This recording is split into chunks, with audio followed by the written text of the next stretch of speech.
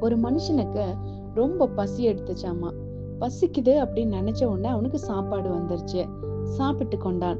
உடனே தண்ணீர் அப்படின்னு நினைச்ச உடனே தண்ணீரும் வந்துச்சு. அதை குடிச்சதும் இவர் ரொம்ப டயர்டா ஃபீல் பண்றாரு. கொஞ்சம் ஸ்வீட் இருந்தா சாப்பிடலாமே அப்படின்னு நினைச்சாராமா. உடனே ஸ்வீட்டும் வந்துடுச்சாமா.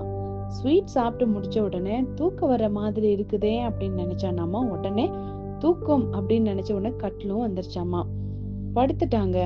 கை கால்கள் வலிக்கிறதே அப்படின்னு நினைச்ச உடனே கை கால்கள் அமுத்தி விட தேவதைகளும் வந்தாங்களாமா. நல்லா தூங்கிட்டா. முழிச்சு பார்த்தா நட்ட நடு காட்டுல கட்டில்ல கிடக்குறான், ஒரு மரத்துக்கு கீழே. அவன் உடனே பார்த்து பயந்துட்டு, நாய் நரி எல்லாம் வந்துருச்சுன்னா அப்படின்னு நினைச்சானாமா. நாய் நரியும் வந்துருச்சு. நாய் நரிகள் நம்ம சாப்பிட்டு விட்டா அப்படின்னு நினைச்சானாமா. நாய் நரிகள் அவனை சாப்பிட்டு விட்டதாமா. கதை முடிஞ்சதுங்க. இது எதை குறிக்குதுங்க?